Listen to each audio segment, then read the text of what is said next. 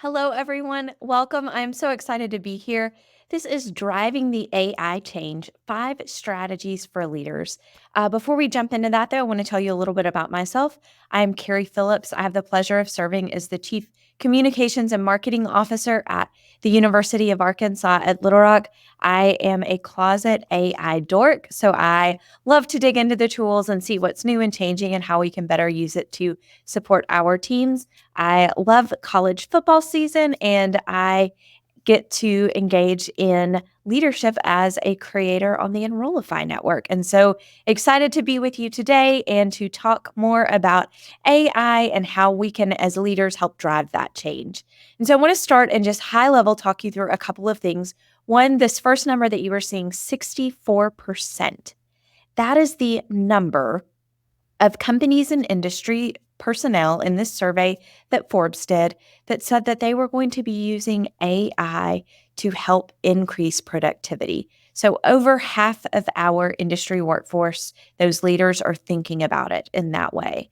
And then if you take that a step further, 25% in a similar survey noted that they were going to be thinking about AI as a way that they could help manage labor shortages.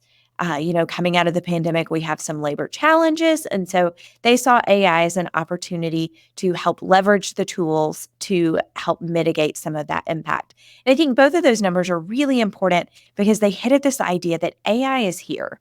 AI is likely going to remain here. And so our job as leaders is to create culture where our teams can use that AI tool, be able to think about it in ways that we can culturally create change around it and help our teams feel comfortable, empowered, and successful to be able to use AI to help us do our work as marketing and communications professionals.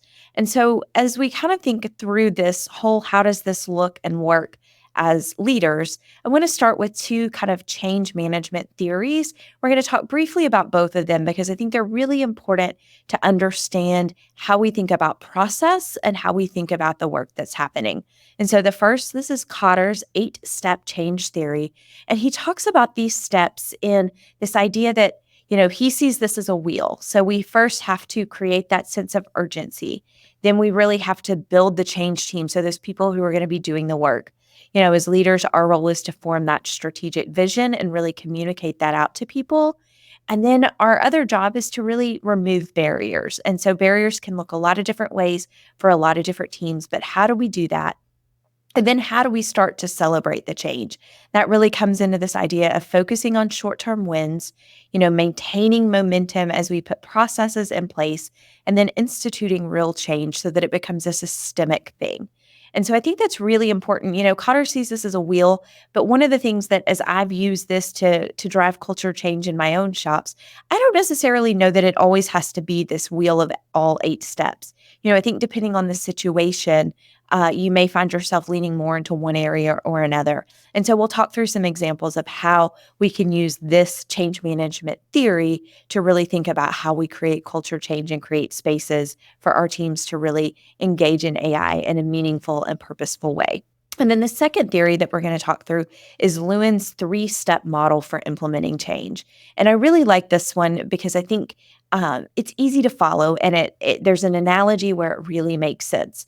And so we're going to start thinking of this as, we have the ice cubes that are in that silicone ice tray. They're in the perfect little squares, and we're going to pop those out and put those ice cubes in a bowl. And then we're going to let that ice melt. And then we're going to refreeze that ice into a different mold for that same ice cube. And that's really what Lewin's is talking about, is that we're going to start by unfreezing. So we're going to say, hey, we're going to change. Then we're going to have the actual change. And then we're going to refreeze and put systems and processes in place so that that change becomes systemic.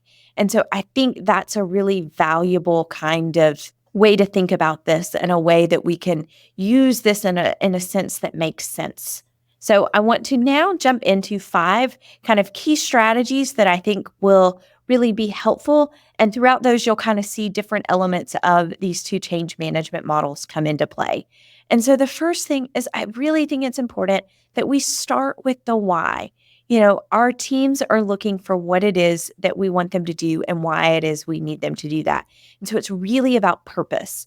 And I think sometimes with AI, we maybe aren't specific enough about what the purpose is.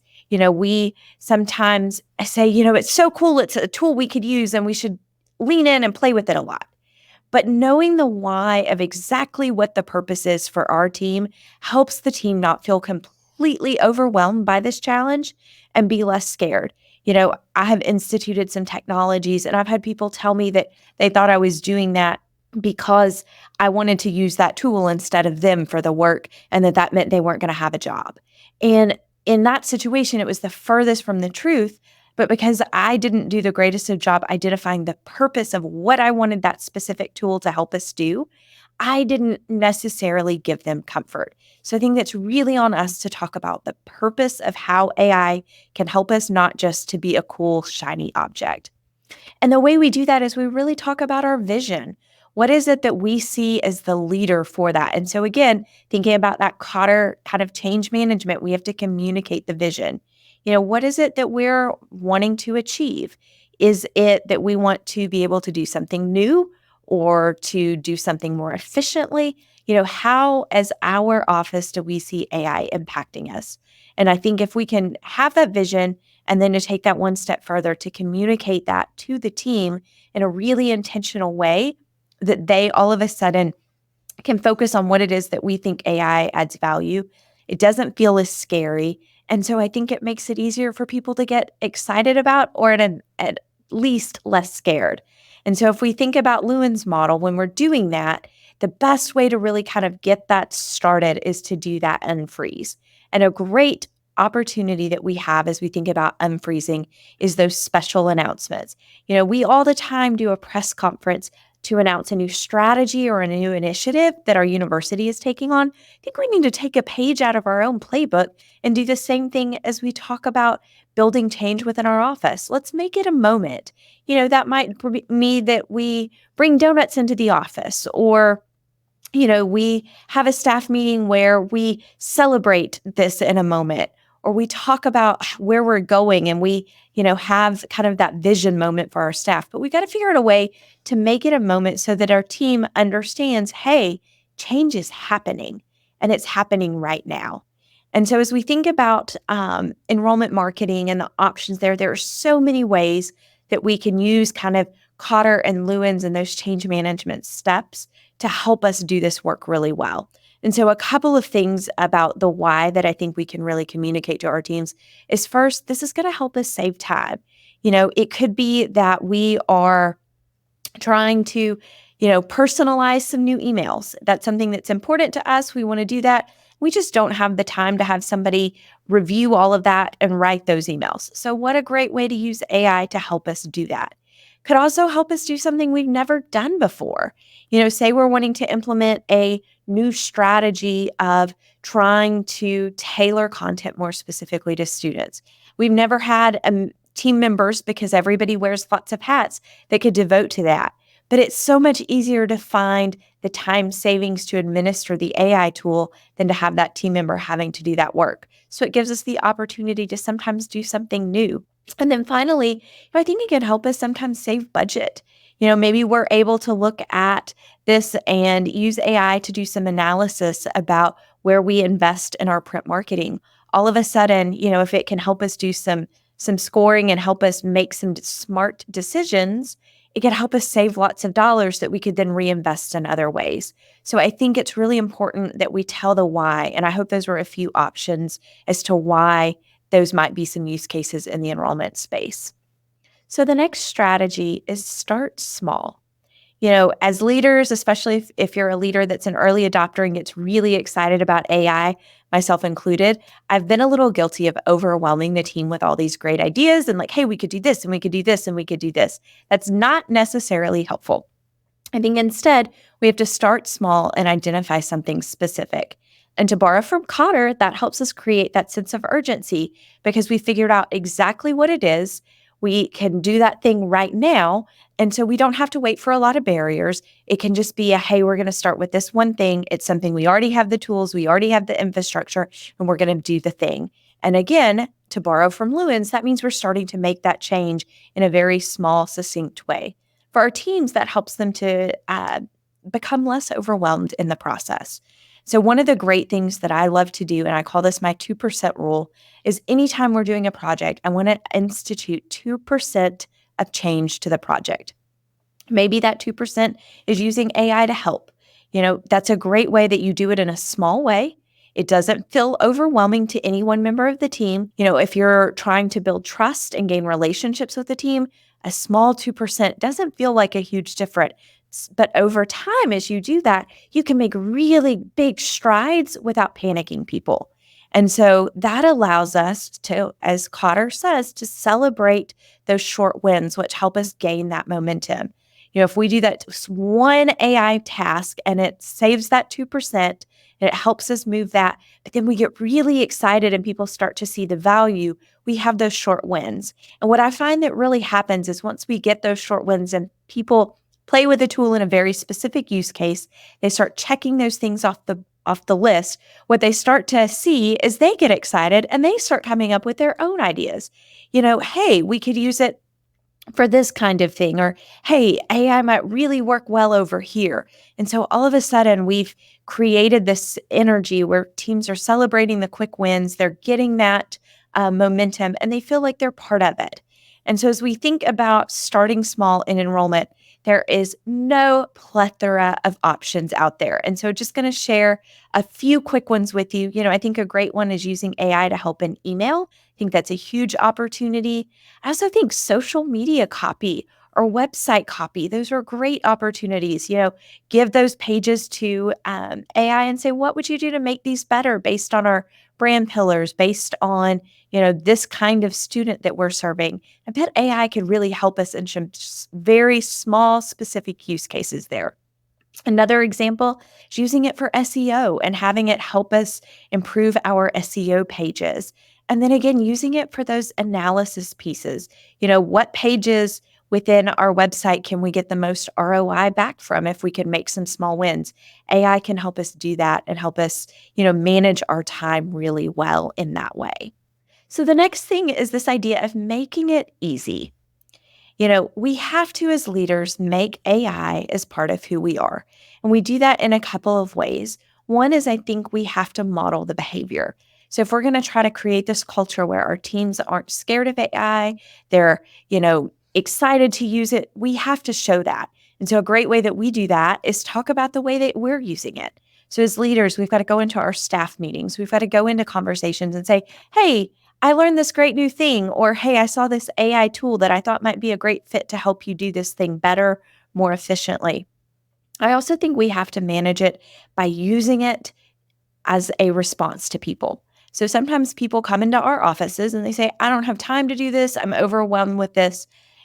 As a person who likes to solve problems and wants to make things better for people, one of the tools that I'm trying to get better at doing is saying, well, have you used AI to try this? How might AI help us? Because then we're making it part of who we are. And so we're giving people that permission to change. And I think that's really helpful. And then the other piece here, and Lewins talks about it, is we have to remove obstacles for people. Whatever those obstacles are, and they're going to look a little different depending on the use case or the strategy, but we have to get those things out of the way. Sometimes those obstacles are time. We all have a lot of things that we're doing. And so giving people the time to try something new with AI or the time to test and explore and play, we have to find something else that we can take off their plate to give those folks that time. Sometimes the obstacle is budget. We all have tight budgets. Our shops are very lean, and so resources are tight. And so coming up with the dollars sometimes to have a paid version of something might be a challenge. But I think if we can plug in that resource, remove that budget barrier, I think we create a situation where we empower action. And again, that's part of what Cotter's talking about, is getting people excited and getting them engaged in the process. And so a few ways that we can help do that is first sharing those things out with our team. So, having time in staff meetings where folks can share those AI victories, where people can talk about it. We have a technology subgroup within our team, and we spend a lot of time talking about AI in that space. So, find opportunities that you can talk about it and empower those folks who are doing the action to have a spot on the stage. Think another piece is professional development. It's really easy in professional development to say, hey, everybody gets one conference. And I don't think there's anything wrong with that. But also, we have to be advocates and champions for conferences that are going to help move the needle. The Engage Summit that we're all part of is a great example of that. It helps move that needle in the AI space. So, if that's important to us as leaders, we've got to put people in places to do that. I also think with conferences, we have to think broader than just AI. Because what I have found happening is that our teams are starting to explore AI for a particular area or use case. What they realize is they may need more insights on that area. So, for example, if it were the enrollment funnel and they were trying to think about how to use AI on that, they might first need more understanding of what the enrollment funnel is. So, part of our job of removing obstacles and empowering action is to really open up that professional development and making sure that folks are getting not only the AI insights, but the insights into industry best practices so that they know how to apply it efficiently and in a way that's going to move the needle the most.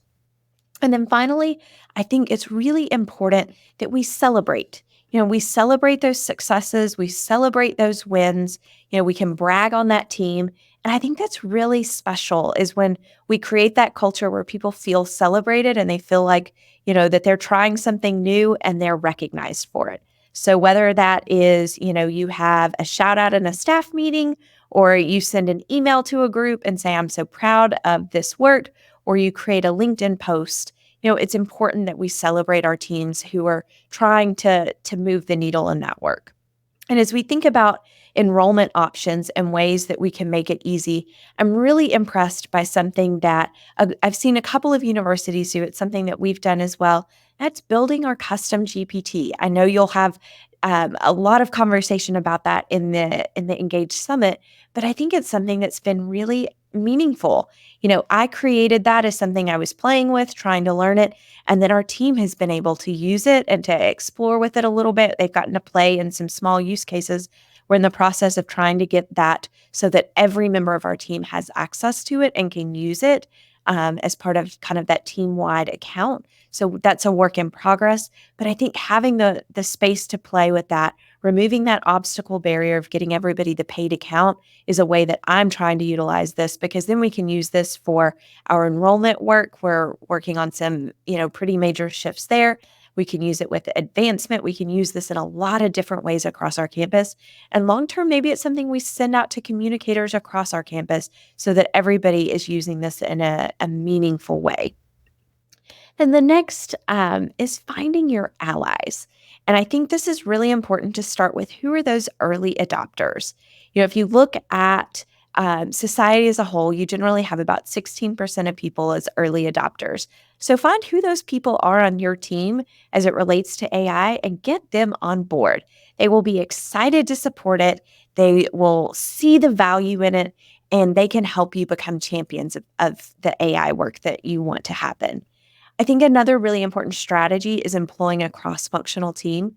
We do this with our partners at UA Little Rock, and it's really helpful because the comms person on the team versus the web person versus the design person, they all have great insights, but they all have a different perspective. And so as they bring that different perspective in, it makes things better. We think of challenges, we think of solutions that we wouldn't have thought of if it was just one or two people working on it.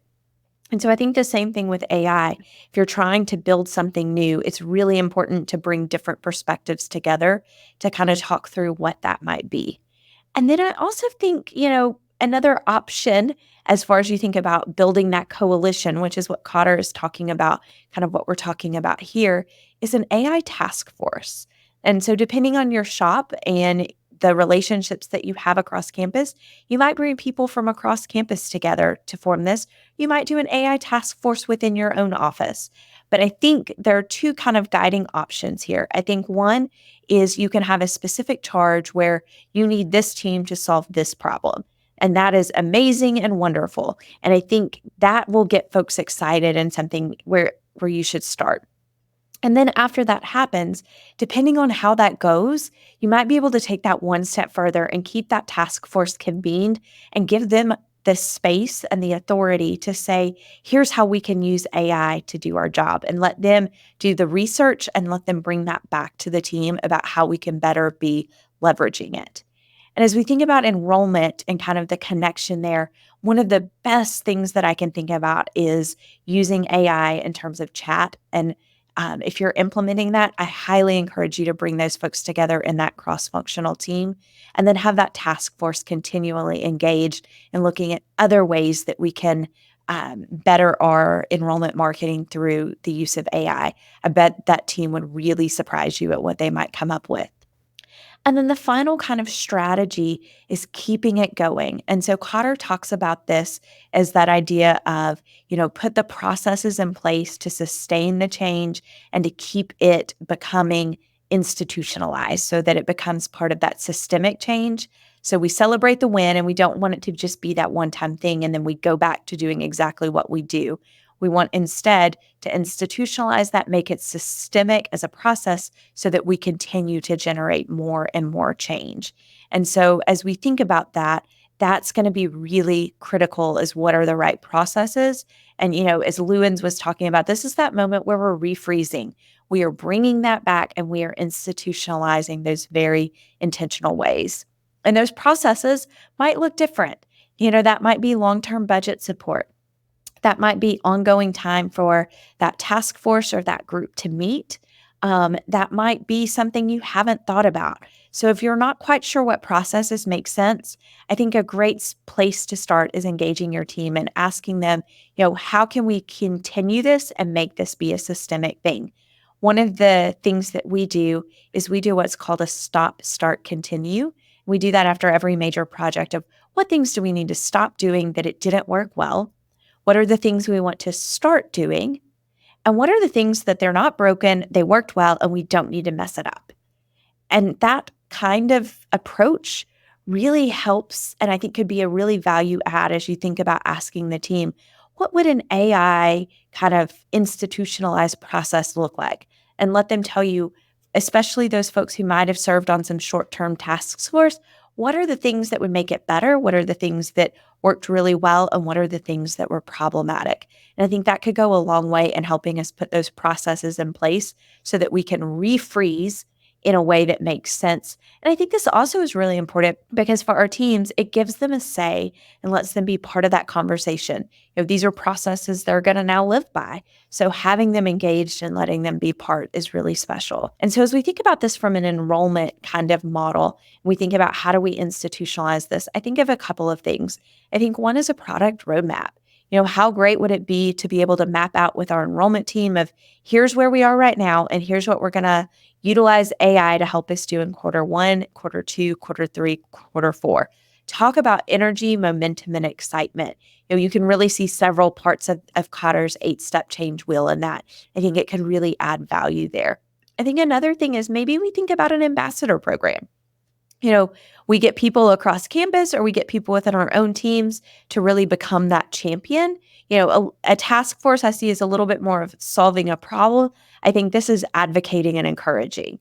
And I think this could be a really meaningful thing. And maybe there's a way to engage students in that. I think it could look very different. But I think it's something to think about because, again, as we know this is going to be there, then I think it's really important that we find ways to flip the script and get people excited about it from that permanent perspective. And then I think the final thing is, as you're thinking about this, think about how AI becomes a permanent member of your team. What is it that we're going to put in place so that AI is always part of the conversation? As we go back to Cotter's 8 steps theory, I think I've talked about all of these in various places, but I think it's really important that you kind of sit down with the use case, look at what your purpose is, what your vision is, and then really build out what's the best way to approach that from a change management perspective. And I think you'll be really, really pleased with the outcome. And then the same thing with Lewins, think about how do we make that moment to unfreeze, and then we're going to make the change. And then on the flip side, how do we refreeze and make sure we're putting those systems and processes in place so that we continue to see those wins time and time again. And then I think the final thing as we're closing today is remember, AI is part of your team. So how do we get them at the table? How do we, I know they're not a figurative person, so to speak, but how do we get them part of the conversation so that our teams are regularly thinking about AI as part of the solution? And then how do we champion that with our partners across campus as well? I think it's really important that because AI is here to stay, as we've seen in some of those early numbers, that we as leaders model bringing AI to the seat at a table as part of one of the strategic partners that we have to help us do our work. Thank you so much for your time today. This has been Driving the AI Change, and I hope the 5 strategies that we've talked about for leaders and how to lead this change have been particularly helpful. I also hope that you will stay in touch. Here's where you can find me. I'm on LinkedIn, my email, and of course, my website, carrieon.com, where I regularly talk about higher education, marketing, and leadership topics. And of course, thank you again so much for your time. And if you have any questions or want to talk further about AI, please do not hesitate to reach out. Would love to share more with you and collaborate together because we are better together in higher education and we have so many opportunities to continue moving the needle. Would love to be part of that conversation with you. Thank you so much and have a great rest of your conference.